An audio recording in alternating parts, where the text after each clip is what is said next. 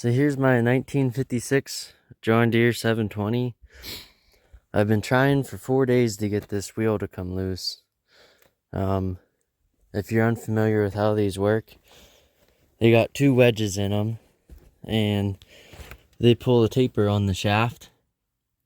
So what happens is they seize the axle shaft after a while, and you're gonna try to get them out.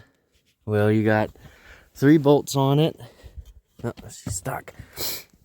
1, 2, 3 actually pull the taper in, and you got 2 jacking bolts. So according to John Deere, you're supposed to take these 3 bolts about a 1/2 inch loose, and then run these 2 jacks in, and it'll just pop that wedge back. And then on this side of the wheel, you've got your spline shaft that runs on the splines of the axle. Hang on 1 second. Alright, here's a better shot without the pipe in the way. So this bolt has a pinion gear on it that rides on these splines, and once you get that taper loose, then you can spin that and it'll walk the wheel off for you. So I couldn't get this thing.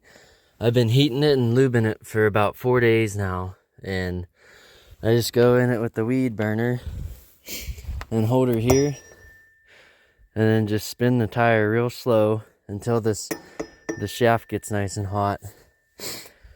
And then you can I just shoot her down with ATF and paint thinner, let it all wick in real nice, and then let it cool and do it again. And I just keep checking this, and once this gets too hot to touch, then you're about ready to let her sit, soak, and then I stand the wheel up and fill this up plumb full with ATF and let it soak into the gear and everything.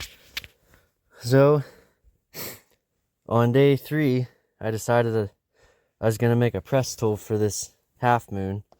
So that's what this guy is. I just notched it so that it would only push on the wedge that doesn't have the splines attached to it. So you put it on there, and I ended up having to swing at it with the sledgehammer to get it to finally pop free. The previous owner broke this, so only one of my jack bolts was able to be used, and I was really worried about breaking it again, so that's kind of why I pushed on the back side of it. And then once it's here, I'll just slip it back in, snug the bolts down a little bit, and then we'll walk the axle out. The whole purpose of this was that I put a loader on it, and the loader, well, the tire's crooked right now, but the loader just cleared. I had to pull my chains off. So now we're good to go. I hope this helps if anybody's in a pickle trying to get one of these bad boys off of here. So after 4 days of heating this thing, here's what the training fluid did to wick into it. It looks like we just missed that one spot, but the rest of it is pretty well saturated. So that's kind of neat.